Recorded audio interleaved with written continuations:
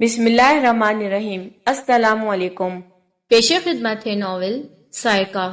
اس کی مصنفہ ہیں رضیہ بٹ اور اسے آپ کے لیے پڑھا انائزہ مصطفیٰ نے۔ یہ ناول آپ کے لیے national audio library for the blind کی جانب سے پیش کیا جا رہا ہے۔ پلیز ہمارے چینل کو سبسکرائب کریے، ویڈیو کو لائک کریے اور زیادہ سے زیادہ اپنے دوستوں کے ساتھ شیئر کریے۔ شکریہ۔ بیگم صاحبہ، کنیز کی آواز پر اس نے پلٹ کر کہا۔ بڑی بیگم صاحبہ یاد فرما رہی ہیں۔ سمیرہ کہاں ہے؟ نیچے اپنے کمرے کی طرف جا رہی تھیں۔ خالہ جان سے کہہ دو میں کچھ دیر بعد آؤں گی۔ کنیز چلی گئی۔ فوزیہ کچھ لمحے سوچ میں ڈوبی کھڑی رہی۔ سمیرہ کے چہرے کی افسردگی اور آنکھوں کے آنسوں نے اس کی ناکامی کی داستان کہہ سنائی تھی۔ اپنی ایک نازوں کی پلی بیٹی کی یہ حالت دیکھ کر اس کا صبر و قرار لٹتا کیوں کرنا؟ وہ سمیرہ کے احساسات و جذبات سے آگاہ تھی۔ ریحان کو وہ دل و جان سے چاہتی تھی، لیکن اب یہ نیا قصہ؟ فوزیہ کچھ سمجھ نہ پائی۔ وضاحت کے لیے اسے سمیرہ سے ہی کچھ پوچھنا تھا۔ تیز قدموں سے وہ سمیرہ کے کمرے کی طرف چل دی۔ سمیرہ اپنی مسہری پر تکیے میں منہ دیے پڑی تھی۔ کل سے وہ سارا معاملہ دادی کے گوش گزار کرنے کے متعلق سوچ رہی تھی، لیکن دادی کے روب و دبدبے کے سامنے زبان پر یہ قصہ لاتے کترا رہی تھی۔ کیسے کہے، کیوں کر کہے، یہی سوچ رہی تھی۔ فوزیہ کمرے میں آئی۔ بیٹی کو یوں نڈھال پڑے دیکھ کر دل بیٹھ ہی تو گیا۔ پیار سے اس نے سمیرہ کا کندھا ہلایا۔ سمیرہ ماں کی ہمدردی اور محبت سے مچل گئی، سر اٹھایا نہیں، تکیے میں منہ دیے دیے رونے لگی۔ کیا بات ہے سمیرہ؟ مجھے بھی تو کچھ بتاؤ، تمہاری بات کی کچھ سمجھ ہی نہ آئی۔ سائقہ تھی ریحان کے ساتھ، یہ کیا قصہ ہے؟ وہ پیار سے بیٹی کو بہلاتی پھسلاتی رہی۔ سمیرہ سسکتی رہی۔ یہی طریق تھا جس سے ماں پر وہ اپنی ناکامی ظاہر کر سکتی تھی۔ ماں کا دل کھٹا جا رہا تھا۔ یہ سب ہوا کیوں کر؟ ریحان تو اس کے سائے سے بدکتے تھے۔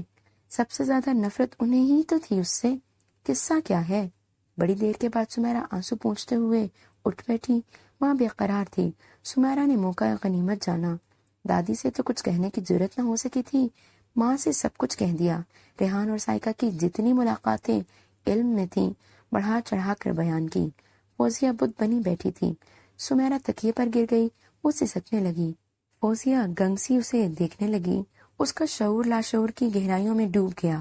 برسوں پہلے کچھ اس کیفیت سے وہ بھی دوچار ہوئی تھی۔ طاہر اور ناجی کی رنگین ملاقاتوں کا حال جب اسے معلوم ہوا تو وہ بھی یوں ہی سسک سسک کر روئی تھی۔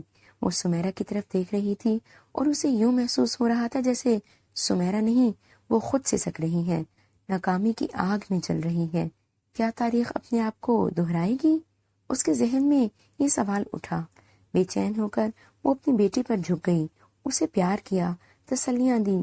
وہ بیٹی کو بہلا پھسلا رہی تھی اور اس کا ذہن زہریلی گیسوں کا سا اثر قبول کر رہا تھا۔ سسکتا ہوا ماضی نظروں کے سامنے آ رہا تھا۔ ناجی ذہن میں تھرک رہی تھی۔ اسے یوں محسوس ہوا جیسے ناجی مسکرا رہی ہو، اس کی ابدی ناکامی پر مسکرا رہی ہو، اس کی شکست پر ہنس رہی ہو۔ فوزیہ نے گھبرا کر سمیرہ کی طرف دیکھا، وہ اب بھی سسک رہی تھی۔ فوزیہ کا کلیجہ شک ہونے کو تھا۔ ناجی نے اسے شکست دی اور اب ناجی کی بیٹی اس کی بیٹی کو شکست دے رہی ہے۔ نہیں، وہ ایسا کبھی نہ ہونے دے گی۔ وہ اپنی مرحوم محبت کا بھی ناجی کی بیٹی سے انتقام لے گی، سمیرہ کی جھولی مسرتوں سے بھر دے گی، وہ سائقہ کی بہاروں کو ویران کر دے گی۔ فوزیہ رات بھر نہ سو سکی۔ اس کا ماضی وقت کی دھول تلے دبا پڑا تھا، لیکن آج سمیرہ کے آنسوں سے یہ دھول ایک لمحے میں دھل گئی۔ ماضی کے خد و خال واضح ہو گئے۔ فوزیہ کے لیے ہر چبھن تازہ ہو گئی۔ ماضی حال کی صورت میں پھر پلٹ آیا تھا۔ ناجی کی بیٹی اس کی بیٹی کو سرنگوں کرے، اس احساس سے ہی اس کا جوش رقابت خوفناک حدود کو چھونے لگا تھا۔ اسے یوں محسوس ہو رہا تھا جیسے سارے ماحول میں ناجی کی تمسخرانہ کہکہوں کوئی گونج ہے۔ وہ پاگل سی ہو اٹھی۔ رات بھر وہ زہریلی ناگن کی طرح بل کھاتی رہی، اس کے سینے میں آگ سلگتی رہی۔ برسوں پہلے کی خون چکا داستانیں سر اٹھانے لگیں۔ سمیرہ کے دل کا درد اسے اپنے درد کا عکس دکھائی دینے لگا۔ وہ اپنی ناکامی سہ گزری تھی، لیکن اپنی بچی کی حسرتوں کے جنازے دیکھنے میں اس کی ہمت کہاں تھی۔ اس نے تہیہ کر لیا کہ وہ سائقہ کے خوابوں کو چکنا چور کرے گی۔ وہ ناجی کی بیٹی سے انتقام لے گی، بھرپور انتقام، اپنا انتقام، اپنی بیٹی کا انتقام۔ وہ سائیکا کو کچل کر رکھ دے گی۔ اس عمل کے لیے اسے خون کی ہولی بھی کھیلنا پڑی تو دریغ نہ کرے گی، الحمرا کی اینٹ سے اینٹ بجانا پڑی تو وہ چونکے گی نہیں۔ فوزیہ کمرے سے نکل رہی تھی اور سائیکا کمرے میں داخل ہو رہی تھی، دونوں کی ٹکر ہوتے بچی۔ فوزیہ کے ہاتھ میں کچھ کپڑے تھے، وہ گر گئے۔ سائیکا جلدی سے اٹھانے کو جھکی۔ چربی آ گئی ہے، کچھ دکھائی نہیں دیتا، ہوش میں رہا کرو، دماغ ٹھکانے پر لے آؤں گی، بہت کچھ سمجھنے لگی ہو اپنے آپ کو۔ تشکر کے کسی کلمے کی بجائے سائیکا کے ہاتھ سے کپڑے لیتے ہوئے فوزیہ برس پڑی۔ مجھے کیا پتا تھا چچی جان، آپ اندر سے آ رہی ہیں۔ ہکلاتے ہوئے سائیکا صرف اتنا ہی کہہ سکی، ہاں ہاں، تمہیں کچھ پتا ہی نہیں ہوتا، سب کچھ اپنے آپ ہو جاتا ہے، بڑی معصوم بنتی ہو، تمہارے سب کرتوت میں جانتی ہوں۔ خوشمگی نگاہوں سے گھورتے ہوئے فوزیہ بولی، سنبھل کر رہو ورنہ۔ فوزیہ بڑبڑاتی ہوئی چلی گئی اور سائیکا وہیں بت کی طرح کھڑی رہ گئی۔ فوزیہ نے کبھی اس سے اچھا سلوک نہیں کیا تھا، اپنے ہوش میں اس نے کبھی اس سے التفات نہیں پایا تھا، لیکن آج تو اس کے تیور ہی اور تھے۔ آنکھوں میں آگ تھی اور یہ آگ وہ الفاظ کی صورت میں اس پر برسا بھی گئی تھی۔ رات بھی اس نے یہ آگ فوزیہ کی آنکھوں میں دیکھی تھی۔ کھانے کی میز پر وہ بار بار اسے کھا جانے والی نظروں سے دیکھ رہی تھی۔ سائیکا کا دل سہم گیا تھا۔ ساری رات وہ ان نظروں سے خوف کھاتے ہوئے سوچ رہی تھی کہ فوزیہ کی ان نظروں کا مطلب کیا ہے۔ سمجھ تو وہ رات ہی گئی تھی، لیکن اب اس ٹکراؤ کے معمولی سے واقعے نے بہت کچھ سمجھا دیا تھا۔ سائیکا کے لیے اس واقعے سے یہ اخذ کرنا مشکل نہ رہا تھا کہ فوزیہ اس کی محبت کے راز سے واقف ہو چکی تھی۔ فوزیہ جیسی کینہ پرور عورت کے ہاتھ میں اتنا بڑا راز آ جانے سے جو قیامت جنم لے سکتی تھی، سائیکا اس کے خیال سے ہی اپنی جان ہوا ہوتے محسوس کرنے لگی۔ سمیرا اور ریحان کی نسبت ٹھہرائی جانے والی تھی، یہ اڑتی خبر اس کے کانوں تک بھی پہنچ چکی تھی، لیکن ریحان کی محبت کا سیلاب ہر بات کو بہا لے گیا تھا۔ وہ حقائق کی دنیا سے دور ہو گئی تھی، اپنے آپ کو بھول گئی تھی۔ سائیکا کا دماغ گھوم رہا تھا اور بے ہنگم سی سوچوں سے نڈھال کیے جا رہی تھی۔ ریحان پر اعتماد سے ہی، ان کی محبت میں استحکام سے ہی، پھر بھی وہ جانتی تھی کہ دادی کا آہنی اور اٹل فیصلہ اپنی جگہ رہے گا اور فوزیہ اپنی بیٹی کے لیے اس پر مظالم ڈھانے میں کوئی کسر نہ اٹھا رکھے گی۔ اپنی محبت کے حسرتناک انجام کا سوچ کر وہ تڑپ گئی۔ افسردگی اور مایوسی کی دبیز چادر نے اس کی ساری ہستی کو اپنی لپیٹ میں لے لیا۔ اپنی تقدیر کی ہولناکیوں کا تصور ذہن میں لہراتا رہا اور وہ ریحان کے حسین وعدوں اور آیا کی خوشگوار تسلیوں کے باوجود کسی اچھے انجام کی متوقع نہ رہی۔ ہر طلوع ہونے والا دن اس کی مایوسی میں اضافے کا باعث بنتا گیا۔ ڈر، خوف نے اس کی ہستی کا سارا رس نچوڑ لیا۔ اس کی حالت اس انسان کی سی تھی جو توپ کے دھانے پر کھڑا ہو اور کسی بھی لمحے توپ سے نکلنے والا بارود اس کی ہستی کو ریزہ ریزہ کر سکتا ہو۔ فوزیہ کی نگاہیں دن بدن خوفناک ہوتی جا رہی تھیں۔ معمولی باتوں پر بڑے بڑے طنزیہ جملے کہنا اس کا معمول بن گیا تھا۔ اس دن آیا کی طبیعت کچھ خراب تھی۔ سائیکا صبح سے اس کے پاس بیٹھی تھی۔ 10 بجے کے قریب تکلیف بڑھ گئی۔ سائیکا ڈاکٹر کو فون کرنے کے لیے جلدی سے گئی۔ راستہ مختصر کرنے کے لیے وہ درمیانی کمروں میں سے ہوتی ہوئی ٹیلی فون کرنے جا رہی تھی۔ بائیں کمرے میں فوزیہ اور سعدیہ بیٹھی تھی۔ سائیکا دونوں کو دیکھ کر کچھ گھبرا سی گئی، جلدی سے کمرے سے نکل جانا چاہا۔ بڑی جلدی میں ہو؟ سعدیہ نے یوں ہی کہہ دیا۔ ملاقات کا وقت نکلا جا رہا ہوگا، فوزیہ نے طنز کیا، اور سائیکا کو یوں محسوس ہوا جیسے اس کے قدموں تلے سے زمین سرک گئی ہو۔ کرسی کی پشت کا سہارا لے کر وہ وہیں کھڑی رہ گئی۔ کیسی ملاقات؟ سعدیہ نے دلچسپی سے پوچھا۔ یہ اسی سے پوچھ لو، فوزیہ نے تیر چھوڑا۔ کیا معاملہ ہے؟ اب سعدیہ سنجیدہ تھی۔ سائیکا کا رنگ فک ہو گیا، ہاتھ پاؤں سے پسینہ چھوٹ گیا، سارا کمرہ گھومتا ہوا محسوس ہوا۔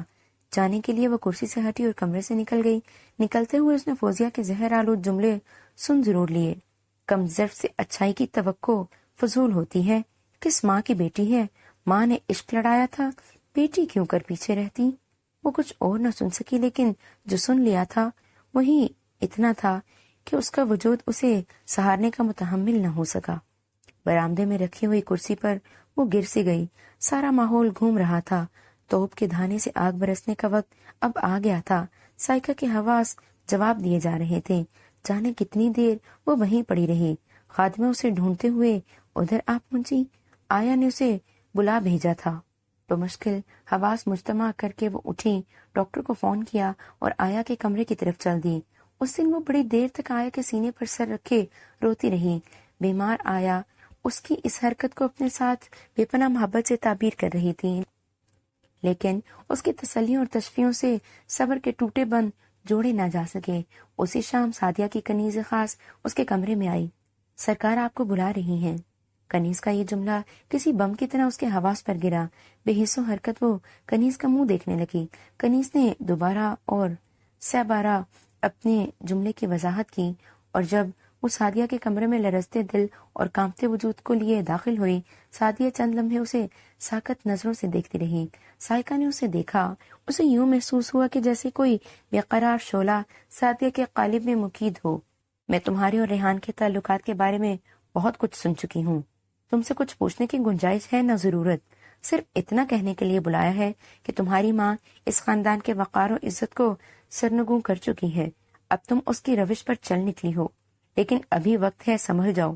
میں نہیں چاہتی کہ ایک بار پھر وہی طوفان اٹھ کھڑا ہو جس کے اثرات اب تک ہمارے خاندان پر ہیں۔ تمہیں معلوم نہیں تو یہ بھی بتا دیتی ہوں کہ ریحان اور سمیرہ کی نسبت ٹھہرانے کا فیصلہ ہو چکا ہے۔ میرے بیٹے کے راستے سے ہٹ جاؤ، ورنہ انجام، شاید تم اس انجام کا تصور بھی نہ کر سکو۔ بس جاؤ۔ صرف اتنا ہی کہہ دینا کافی ہے کہ تم اپنے آپ کو بھولو تو نہیں۔ سائقہ اس تسلی پر کٹ کر رہ گئی۔ ندامت سے اس کا سر جھکا جا رہا تھا، سارے بدن میں سنسناہٹ ہو رہی تھی۔ بے بسی آنسو بن کر آنکھوں میں امڑ آئے، لیکن جذبہ ترحم کس دل میں تھا۔ سعدیہ ان آنسوؤں کو دیکھ کر نفرت سے منہ پھیر کر بولی، تم ان آنسوؤں سے ہمدردی جیتنے کی توقع نہ رکھو۔ میں نے جو کہنا تھا کہہ چکی۔ یہ بھی میری شرافت سمجھو جو تمہیں بلا کر معاملے کی نزاکت سمجھا رہی ہوں۔ میں چاہتی تو سارا واقعہ ابھی تمہاری دادی کے گوش گزار بھی کر سکتی تھی، لیکن میں نے ایسا نہیں کیا۔ میں نہیں چاہتی کہ کوئی ہنگامہ اٹھ کھڑا ہو، سمجھی؟ جاؤ، سوچ سمجھ سے کام لو۔ چاند کو چھونے کی کوشش فضول ہوتی ہے۔ سائقہ کسی زندہ لاش کی طرح اس کے کمرے سے نکلی اور اپنے کمرے کی طرف چل دی۔ اس کا دماغ معاف ہو چکا تھا، کچھ سمجھ نہ آتا تھا کیا کرے۔ ایک طرف بلکتی ہوئی محبت تھی اور دوسری طرف چنگھاڑتا ہوا خاندان، وقار۔ ریحان سے علیحدگی کا تصور بھی اس کے لیے مشکل تھا، لیکن انہیں پا لینا بھی دری حالات ناممکن تھا۔ سائقہ برآمدے کے در میں کھڑی تھی۔ رات کے اندھیرے گہرے ہو رہے تھے، ہوائیں بھیگ رہی تھیں۔ وہ گمسم سی کھڑی سوچوں کے دھارے پر بہہ رہی تھی۔ آج شام سعدیہ کے کہے ہوئے الفاظ اب تک اس کے کانوں میں سیال آگ کی طرح ٹپک رہے تھے۔ وہ واقعی اپنے آپ کو بھول گئی تھی، اس خاندان میں اپنی حیثیت کو بھول گئی تھی۔ چکوری بھی تو اپنے بالوں پر کی کمزوری کو بھول کر چاند کی طرف اڑنے کی کوشش کرتی ہے۔ دیوانی، وہ بھی دیوانی تھی چکوری کی طرح۔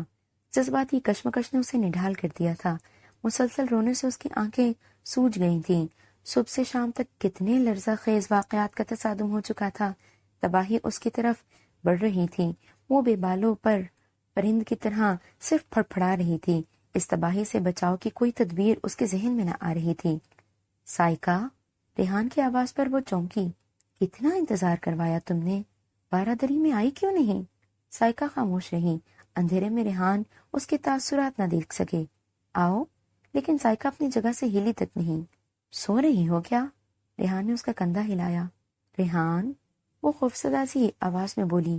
کیوں؟ وہ کچھ کہتے کہتے رک گئی۔ اس کی آواز سے گھبراہٹ عیاں تھی۔ کیا بات ہے؟ آؤ نا ادھر چلے، بارادری کی طرف۔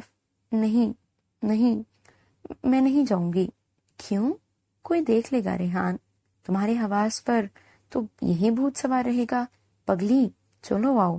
ریحان نے اس کا ہاتھ پکڑ لیا، لیکن اس نے گھبرا کر جلدی سے ہاتھ کھینچ لیا۔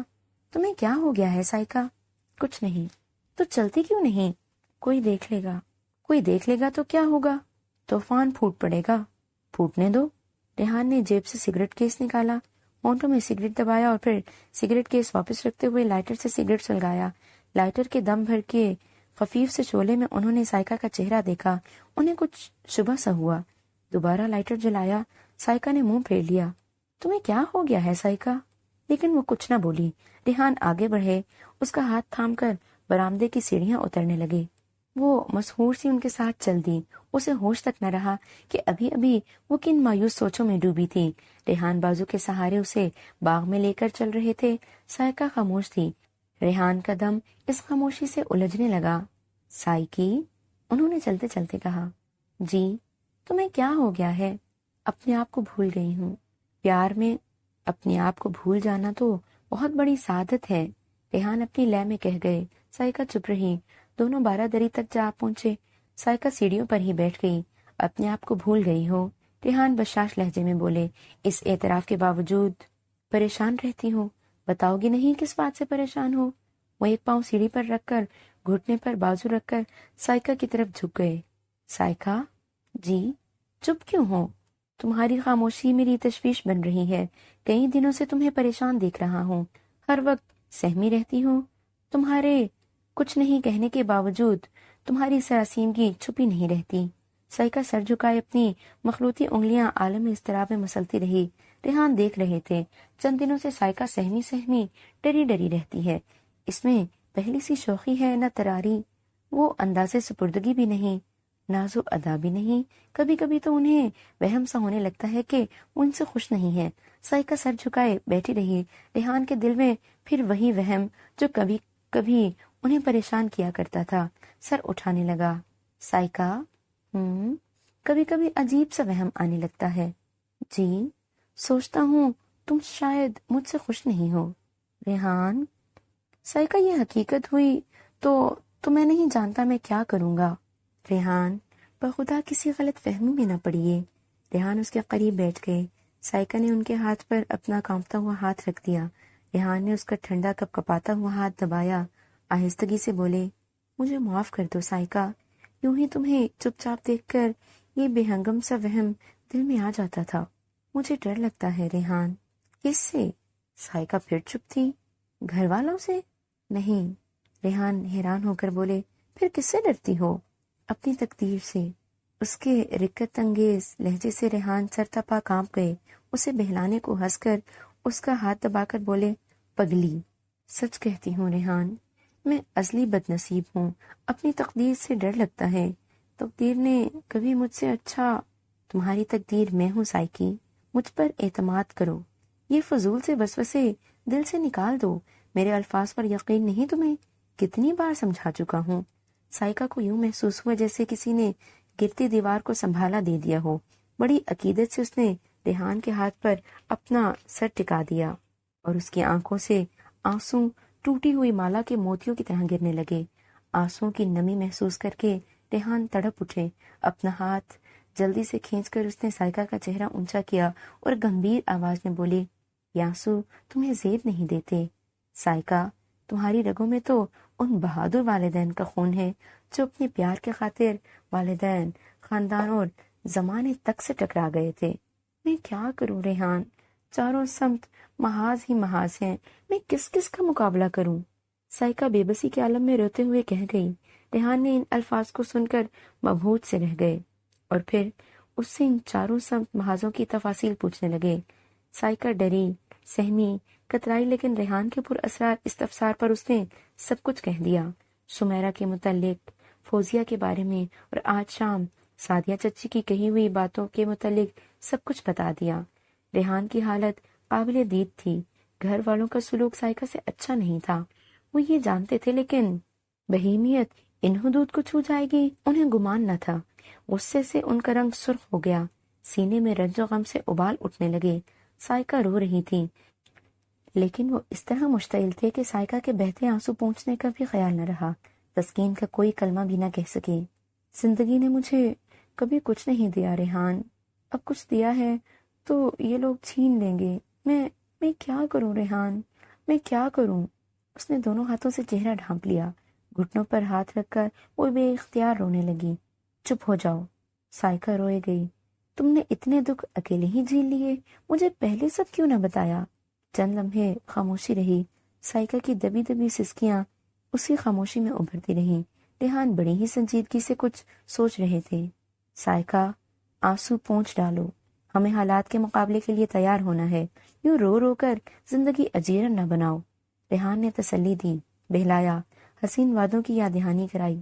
میں جانتا ہوں طوفان اٹھے گا، لیکن اس سے ٹکرانے میں پورا عزم کر چکا ہوں۔ حالات کو میری مرضی کے مطابق ڈھلنا ہوگا۔ میں اس طوفان کا ہر لمحہ انتظار کرتا ہوں۔ یاد رہے اس دن میں تمہیں سینما کی بجائے گھاٹی کی طرف لے گیا تھا۔ میں نے یہ قدم دانستہ اٹھایا تھا۔ میں چاہتا تھا کہ ہمارے پیار کا راز مشتہر ہو جائے، بات بڑوں تک پہنچ جائے۔ میں نہیں جانتا تھا کہ یہ افتاد اکیلے تم پر ہی پڑے گی۔ خیر، اب بھی کچھ نہیں بگڑا، میں کل ہی دادی حضور سے خود ساری بات کہہ دوں گا۔ ریحان، سائقہ کام گئی۔ نہیں، ان سے کچھ نہ کہیے گا، اور تاخیر برداشت نہیں کی جا سکتی۔ ریحان کے لہجے میں گونج تھی کہ سائقہ مروب ہو گئی۔ ہمارا قصور کیا ہے سائقہ کہ یوں سسک سسک کر مر جائیں؟ پیار کرنا جرم تو نہیں، خاندان حائل کیوں ہوتا ہے؟ ہم اپنی زندگی کی راہیں خود استوار کریں گے، کسی کا ناجائز دخل برداشت نہیں کیا جا سکتا۔ ریحان اس کا حوصلہ بڑھاتے رہے۔ مایوسی گناہ ہے سائقی، مجھ سے وعدہ کرو کہ آئندہ تم اس طرح مایوس نہیں ہوگی۔ اگر پھر بھی تم نے افسردگی اور مایوسی کو اپنے اوپر مسلط کیا تو میں سمجھوں گا تمہیں مجھ پہ اعتماد ہی نہیں۔ سائقہ نے ریحان کا ہاتھ مضبوطی سے تھام لیا۔ اس لمس نے ریحان پر آشکار کر دیا کہ اسے ان پر کتنا اعتماد تھا۔ ریحان اسے طوفانوں سے لڑنے اور حوادث سے ٹکرانے پر آمادہ کرتے رہے۔ سائقہ سہمی ہوئی ان کی باتیں سنتی رہی۔ رات خاصی بھیگ چکی تھی۔ پچھلی تاریخوں کا چاند فلک کے کسی کنارے پر نمودار ہو رہا تھا۔ دونوں وہاں سے اٹھے، شانہ بشانہ چلتے دونوں برآمدے کی طرف آئے۔ دور پورچ میں چلنے والی برقی روشنی کا عکس اندھیروں کو چاٹ رہا تھا۔ ریحان نے ہلکی ہلکی روشنی میں سائقہ کا بھیگا ہوا چہرہ دیکھا۔ بزدل، وہ مسکرائے۔ سائقہ نے سر جھکا لیا۔ ریحان نے آہستگی سے اس کا ہاتھ دبایا۔ آج تمہارے وہم و تردد کی آخری رات ہے۔ صبح میں دادی حضور سے صبح نہیں ریحان۔ کیوں؟ پرسوں آپ کی سالگرہ ہے نا؟ تو کیا ہوا؟ یہ تقریب تو بخیریت گزر جانے دیں۔ دادی کا چہیتا اور منظور نظر ہونے کی وجہ سے ریحان کی سالگرہ بڑے تزک و احتشام سے منائی جاتی تھی۔ جشن کا سارا انتظام دادی اپنی نگرانی میں کرواتی۔ یہ دن عید سے بھی زیادہ خوشی و مسرت سے منایا جاتا تھا۔ اس دن ناشتے کے بعد پورا کنبہ دادی حسن بانو کے کمرے میں جمع ہوتا۔ یہ ایک رسم سی بن گئی تھی۔ دادی حسن بانو نے ایک سونے کی زنجیر بنوا رکھی تھی۔ ہر سالگرہ کے دن وہ اس زنجیر میں سفید قیمتی موتی پرویا کرتی، پھر وہ زنجیر واپس اسی مخملی صندوقچی میں رکھ دی جاتی۔ اس کے بعد وہ سب سے پہلے اپنا تحفہ ریحان کو دیتی۔ ریحان مسند پر ان کے قریب بیٹھے ہوتے، سارا کنبہ ان پر ٹوٹا پڑتا، تحفہ ہاتھوں ہاتھ لیا جاتا، تعریفیں ہوتی، مبارک سلامت کا شور اٹھتا، چھینا جھپٹی ہوتی۔ اس دن دادی کے روب و دبدبے میں خاصی لچک آ جاتی۔ شورغل اور چھینا جھپٹی جیسے عام حالات میں وہ کبھی گوارہ نہ کر سکتی، نظر انداز کر دیتی۔ پھر سارا دن خوشی و مسرت کے بھرپور جذبات سے گزارا جاتا۔ رات جشن میں رشتہ دار، دوست احباب شرکت کرتے اور رنگ و بو کی یہ محفل آدھی رات تک جاری رہتی۔ زنجیر میں موتی پرونا حسن بانو کی رسم تھی، جسے ہر سال بڑے اہتمام سے پورا کرتی۔ موتیوں کی یہ مالا وہ ریحان کی منگنی پر اس کی دلہن کو دینے والی تھی۔ کتنی یادگار چیز تھی یہ۔ سائقہ بچپن میں اس رسم کو بڑے شوق سے دیکھا کرتی تھی، کو اسے بہت کم اس موقع پر قریب پھٹکنے دیا جاتا۔ منحوس جو تھی وہ، پھر بھی وہ کسی نہ کسی طرح اس موقع پر وہاں پہنچ جاتی، کھڑکیوں اور دروازوں میں چھپ چھپ کر یہ رسم دیکھا کرتی۔ جب سے اس نے ہوش سنبھالا تھا اور نظروں کی بیزاری کو سمجھنا شروع کیا تھا، وہ دانستہ کترا جایا کرتی تھی۔ ہاں، انجم پھوپھی اکثر اسے بلا کر لے جاتی۔ سائقہ ان کے مجبور کرنے پر کبھی چلی جاتی تو مسند کے قریب جانے کی بجائے پرے ہٹ کر بیگانہ سی کھڑی رہتی۔ معمول کے بعد آج بھی ناشتے کے بعد سب زرق برق لباسوں میں دادی حسن بانو کے نشست گاہ کی طرف جا رہے تھے۔ مسند پر دادی سفید لباس میں ایک تمکنت کے ساتھ بیٹھی تھی۔ ان کے بھورے چہرے پر سرخی جھلک رہی تھی، چہرہ خوشی سے تمتما رہا تھا۔ دونوں بیٹے اظہر اور فخر دائیں بائیں کرسیوں پر بیٹھے تھے۔ سعدیہ اور فوزیہ، حسن آرا اور انجم آرا بھی مسند پر بیٹھی تھی۔ ریحان دادی کے دائیں ہاتھ بیٹھے تھے۔ وہ کسی افسانوی شہزادے کی طرح دکھائی دے رہے تھے۔ کتنی وجاہت تھی ان میں۔ سعدیہ تو بیٹے کی طرف آنکھ بھر کر نہیں دیکھ رہی تھی، مبادا نظر لگ جائے۔ یہی حال دادی کا تھا، دل ہی دل میں بلائیں لے رہی تھی۔